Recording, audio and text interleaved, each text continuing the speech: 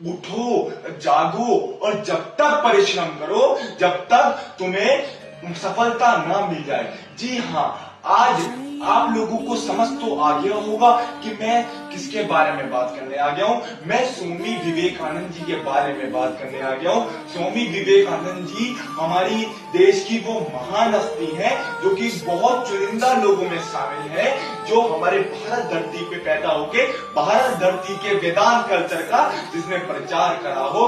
मैं आज ये कह देना चाहता हूँ, हमारे स्वामी विवेकानंद जी का जन्म 12 जनवरी 1863 को हुआ था और जन्म के से ही जब उनका जन्म हुआ था, छोटी उम्र से ही उनके अंदर सब कुछ जानने की बहुत उत्सुकता थी और उनके परिवार में भी सब एजुकेटेड थे। उनके पिताजी थे, वह एक वकील थे जिनसे वह बहुत कुछ सवाल पूछा करते थे कि भगवान होते हैं, भगवान को कैसे पाया जाता है, ऐसे। और हमारे स्वामी विवेकानंद जी को बहुत ज्यादा उत्सुकता थी सब कुछ जानने की।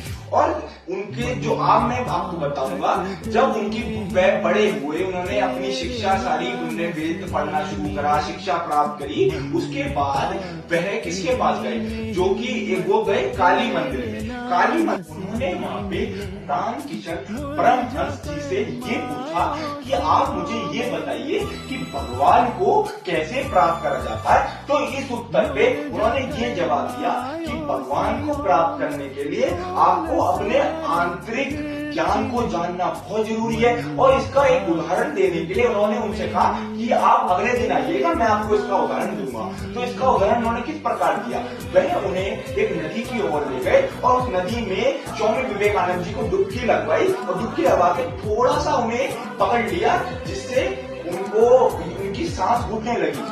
तो जैसे ही स्वामी विवेकानंद जी बाहर निकले तो हमारे रामकिशन परमहंस जी ने विवेकानंद जी से ये कहा कि देखा आपने भगवान। तो उन्होंने पूछा क्या देखा, तो परमहंस जी ने ये जवाब दिया कि भगवान की प्राप्ति के लिए इतना जो बेचैनी झेल गया उसे भगवान की प्राप्ति हो जाएगी। और ये तो कुछ नहीं है, बहुत बेचैनी आपको लेनी पड़ेगी, उसके बाद आपको भगवान की प्राप्ति होगी। ये सुनते ही विवेकानंद जी को ये पता लग गया कि भगवान प्राप्ति के लिए कितना कठिन परिश्रम करना पड़ता है। इसके बाद परमहंस जी ने उन्हें सारे वेद सिखाए और सिद्धांत बताए। और इसी के तरह उसके बाद क्या हुआ, उसके बाद हमारे जो रामकिशन परमहंस जी थे, उनको तबीयत खराब हुई, उन्हें डॉक्टर के पास एडमिट कराया गया। तो स्वामी विवेकानंद जी की तरह उनके 15 शिष्य थे, तो 15 शिष्य के साथ उन्हें डॉक्टर ने और